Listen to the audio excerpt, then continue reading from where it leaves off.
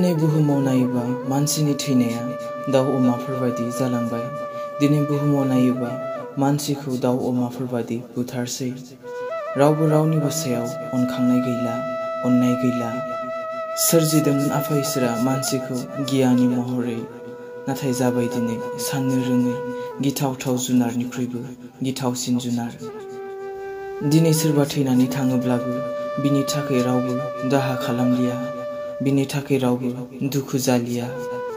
दिनै बुहुमाव नायोबा मानसिनि गोथै सह'खौ लांदों आरो गारदों, लांदों आरो गारदों। मानसिनि गोथै सह'आ दिनै हासारनि समान जालांबाय। बेनिखायनो बोसोनाव बुंदों जेरेमियानि लिरनाय 16 अध्याय 4 पदआव, बिसोरो जोबोद आइखां बायखां जानानै फोथैग्रा रगफोरजों थैगोन। बिसोरनि जुनै रावबो गाबग्लुंनाय नङा, एबा बिसोरो फबजानायबो नङा। बिसोरो बिनि सायाव हासारनि समान जालांगोन। दिनै बेबायदिनो जालांदों, बेबायदिनो महामारिजों थैदों, नाथाय रावबो रावनिबो मोखांखौ नुफिनाखै। बेखौ लोगो लोगो गारनाय जादों हासार बादि। आरो आमोसनि 8 अध्याय 3 पदआव बुंदों, बि दिनाव मन्दिरनि मेथाइ खननायफ्रा गाबख्रावनाय जास्लायगोन। बेनो फोरबो इसोरनि बुंनाय, जेरावबो गोथै सह' गोजा। बेफोरो गारलाबायजाबाय सिरि सिरि।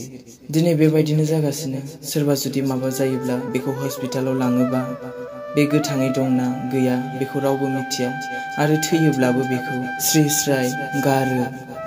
आरो जेरेमियानि 16 अध्याय 6 पदआव बुंदों, बे हादराव गेदेर उन्दै बयबो थैगोन, बिसोरो फबजानाय नङा। दिनै जुदि सोरबा महामारिजों सैनांनानै हस्पिटालाव थांनाङोब्ला बेखौ रावबो मिथिया बे माबादि दङ, जायनि जाहोनाव बे थैनानै थाङोब्लाबो बिनि थाखाय दाहा खालामनाय जाया, मानोना मिथियानो बिनि थैनायखौ स्रि स्राय गारखोमा होयो।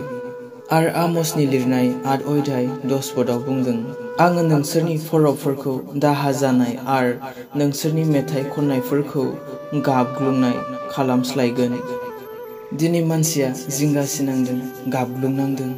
जोंना बिदिनो गोबां प्रग्रामसफोर जायोमोन, बोसोरारि सभाफोर जायोमोन, नाथाय दानि जुगाव, दानि मुगायाव नायोब्ला गैलिया। आरो नाहुमनि लिरनाय 1 अध्याय 7 पदआव बुंदों, फोरबोआ गाहाम, निदाननि दिनाव गोगोम दुर्ग, आरो जायहा बिनियाव आश्रय लादों बियो बिसोरखौ जोथोन लायो।